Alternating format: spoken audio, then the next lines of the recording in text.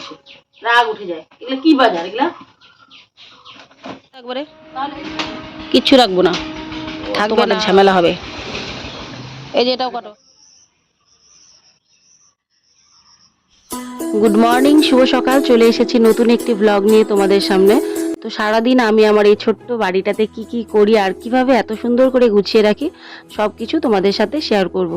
সকালে ঘুম থেকে উঠে উঠান বাড়ি ঝাড় দিয়ে চলে এলাম নেতা দিতে। আসলে এটা প্রত্যেকটা গ্রামে এই নিয়মগুলো আছে, আমাদেরও সেই নিয়মটাই আছে। গ্রামের গৃহবধূরা উঠানে দরজার সামনে নেতা দেয়। তো এদিকে বড়মশাই বলছে আমি বাজারে যাব, আমাকে তাড়াতাড়ি করে খেতে দাও। আর এখনও কিন্তু আমার বাসি আরও যা যা কাজ আছে সব কিন্তু পড়েই আছে। আর এদিকে দেখো বৃষ্টি বাবাজি চলে এসছে। বৃষ্টি বাবাজি এসে কিছুক্ষণ আগে নেতা দিলাম, সব কিছু ধুয়ে একবারে নিয়ে চলে গেল। তো যাই হোক, কী করা যাবে, ওয়েদারের কথা তো আর বলা যায় না।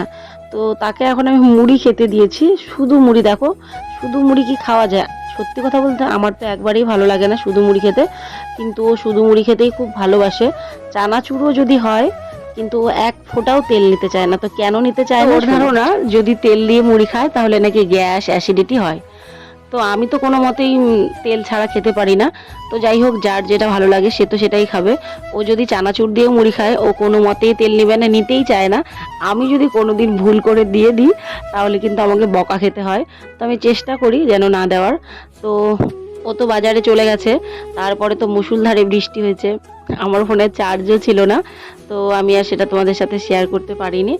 তো কারেন্ট ছিল না, তো কারেন্ট এসছে। তো এখন ভাবলাম আগে আমি জলগুলো ভরে নিই।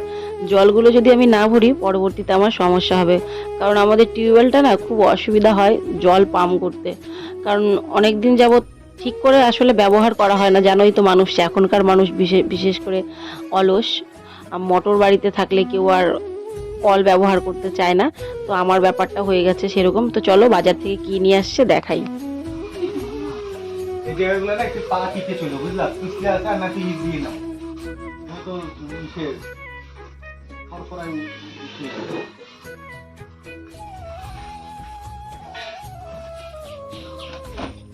তাহলে এই যে দুনিয়ার সবজি আছে, ডালিটা নিয়ে আসো। সবজির একটু দাঁড়াও না, কাটবা না কাটবা না কাটবা না, ডালিটা নিয়ে আসো, নিয়ে আসো না। এক গাদা সবজি নিয়ে আসছে। আবার যে নিয়ে এই যে এগুলো নিয়ে আসছে, নষ্ট হয়ে যায় না? নিয়ে আসলাম এক গাদা সবজি, বড় বড় এরকম বড় পোলা কোনোদিন খাওয়া যায়?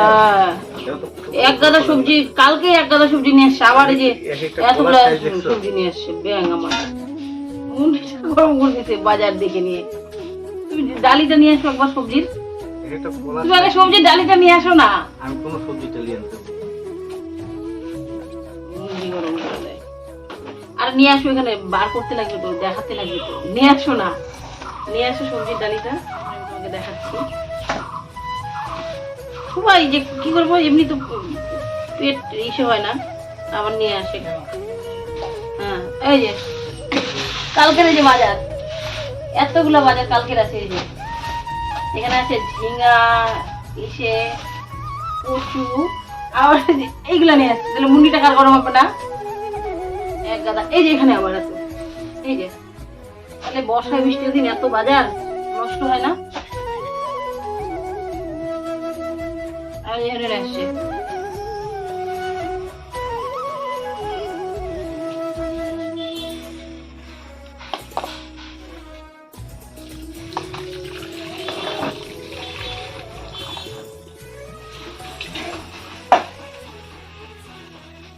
কোন দিকে আসলি? খাই যা আমাদের বাড়িতে, আমাদের বাড়িতে ভাত খাই যা। আরে খাই যা। এখনো কিন্তু বাসি কাজ আমার অনেক কিছু পড়ে আছে। আসলে কি হয় বলো তো, যদি বৃষ্টি হয় তো আমাদের বাড়িতে খুব সমস্যা হয়, কারণ সব কিছুই যেহেতু বাইরে।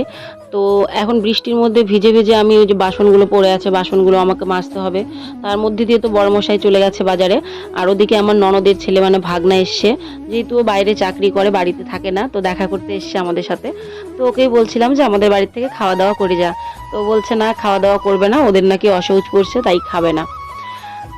আর এদিকে তো সত্যি কথা বরের উপরে খুব রাগ হচ্ছিল আমার, কারণ দেখো এক গাদা বাজার নিয়ে এসছে। অত সবজি দিয়ে কি করব, আমাদের তো ফ্রিজ নেই। ফ্রিজ যদি থাকতো তাহলে তোমার ফ্রিজে রাখা যেত। আর এখনকার জ্বরে বর্ষার দিনে সবজি না বেশি দিন কিন্তু থাকে না। তো এদিকে আমি বাসনগুলো বের করে নিলাম, বাসনগুলো সব মেজে নিব। তো বাসনগুলো মাজা হয়েছে, সত্যি কড়াইটা ভালো করে পরিষ্কারই করতে পারিনি, আবার ঝিরিঝিরি বৃষ্টি শুরু হয়ে গেছিলো। তো ওদিকে মাছ ভাজা বসিয়ে দিয়েছি, আর এখানে শোলা কচু আর আলু দিয়ে মাছের ঝোল করব। মাছের ডিম আছে সামান্য, অল্প একটু, বেশি নেই। তো মাছগুলোকেও আমি একবারে দিয়ে দিয়েছি, তখনই আমি মাছগুলোকে লবণ হলুদ মাখিয়ে রেখেছিলাম। ভাবলাম কাপড় যখন একবার ছাড়া হয়েই গেছে, আর হালকা হালকা আমি ভিজেও গেছি বাসনগুলো মাজতে, আর আমার ভিডিও করার কথা তখন মনে ছিল না। আসলে কি বলতো, কাজ যদি ঘাড়ের উপরে থাকে না, তখন আর ভিডিও করব কি মাথাই খারাপ হয়ে যায়। আজকে আমার কতগুলো কাজ ছিল, কত কিছু করার ছিল, আসলে সব কিছু যখন বাইরে হয় না, কতগুলো কাপড় বের করে রেখেছি ধোয়া কাচা করার জন্যে, সব কিছু মানে ভেস্তে গেল, কিচ্ছু করতে পারলাম না। তো যাই হোক, যখন ওদিকে কিছু করা হলো না, ভাগনার সাথে গল্পও হচ্ছে আর রান্নাটাও করা হচ্ছে, রান্না করে নিচ্ছি। আর এদিকে রান্না করতে করতে জানলা দিয়ে দেখছি, দেখো কি সুন্দর একবারে বৃষ্টি হয়েছে, যেহেতু সব কিছু ধুয়ে পাতাগুলো সবুজ পরিষ্কার হয়ে গেছে। আর রান্না করব আমি ধন্দল ভাজা। তো এই যে এখানে দেখো ধন্দলগুলো আছে, ভাবছি এখন ধন্দলগুলোকে ভাজবো। তাড়াহুড়ো করেই রান্না করছি, কারণ কখন আবার কারেন্ট চলে যাবে, আমার রান্নাঘরটা একটু অন্ধকার অন্ধকার হয়।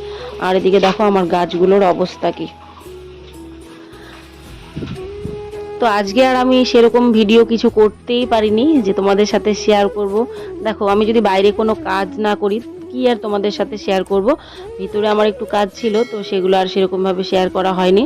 আর এই ভিডিওগুলো আমার আগের করা ছিল, তো ভাবলাম এগুলোই তোমাদের সাথে শেয়ার করি। তো দেখো আমার গাছগুলো বেশ বড় বড় হয়ে গেছিলো। আমার বরমশাই কোনো মতেই আমার গাছগাছালি পছন্দই করে না। আমার বরমশাই খালি কখন ভাবে যে আমার গাছগাছালিগুলো কাটবে, কাটলে ওর শান্তি হয়। আসলে একটু জঙ্গল জঙ্গলও হয়ে গেছিলো, আর এখন যদি গাছগুলোকে না কেটে দেওয়া হয়, পরে কিন্তু গাছটা ঝোপালো হবে না। তো উনি যখন বাড়িতে আছে, তো গাছগুলো তো কাটবেই।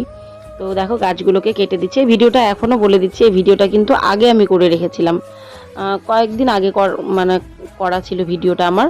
তো যত আমার এই পাশে গাছ ছিল বড়, সব কিছু একবারে কেটে দিচ্ছে, কারণ ওর ভালোই লাগে না না কাটলে। তো ঠিক আছে, আমিও বলছি কাটো। তো এই নিয়ে তো বরের সাথে একটু তুমুল ঝগড়া লেগে গেল।